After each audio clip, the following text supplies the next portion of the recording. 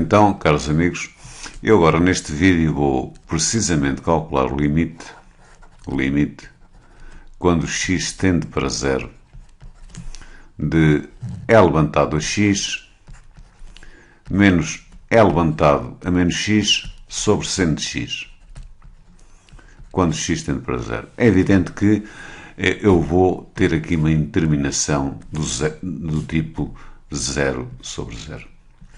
E neste campo eu faço apelo, a que se conheçam estes dois limites mutáveis. Um que é o limite, de e levantado a x menos 1 sobre x, quando x tende para 0. Este limite é 1. E o outro que é o limite, quando x tende para 0, de seno de x sobre x. E este limite também é 1. Então, tendo apenas esta ferramenta, eu proponho-me então a calcular este limite do seguinte modo. Isto ao mesmo ter limite quando x tende para 0. Repare-se que eu gostava de ter aqui qualquer coisa da forma e levantado a x menos 1. Vou à procura, portanto, dessa tal coisa, Quando x tende para 0, então, eu vou ficar com e levantado a x. Vou colocar aqui o menos 1, ele não está lá, mas eu somo aqui mais 1, portanto, não alterei nada. E vou continuar precisamente com menos e levantado a menos x sobre seno de x. Ora bem, tudo muito bem até aqui.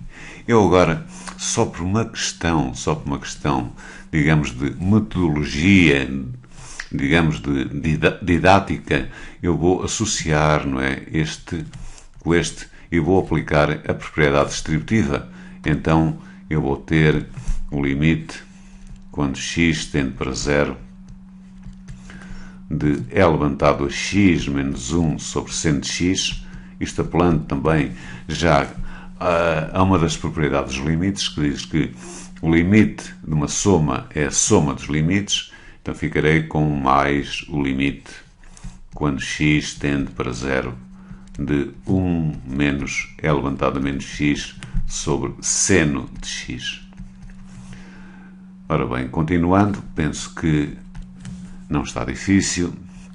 Isto ao mesmo ter limite, quando x tende para 0, de e levantado a x menos 1. Repare-se que eu aqui posso já fazer uma certa habilidade, porque se tenho aqui e levantado a x menos 1, eu gostaria de ter qualquer coisa, portanto, sobre x, não era para ter o tal limite mutável.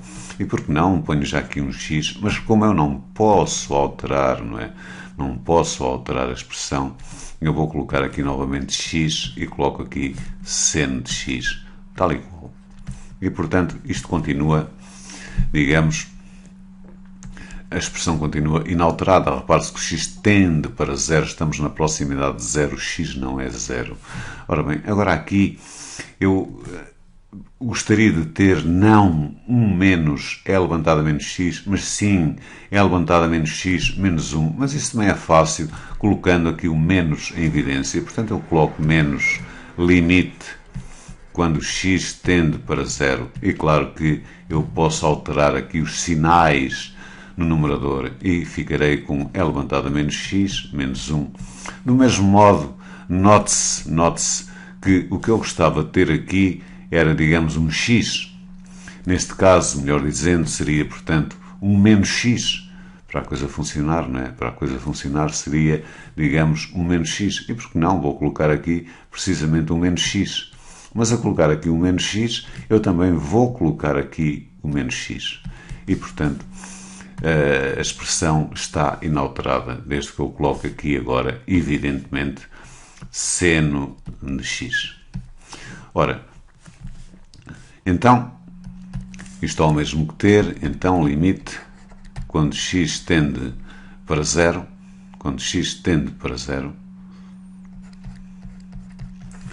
de e levantado a x menos 1 sobre x.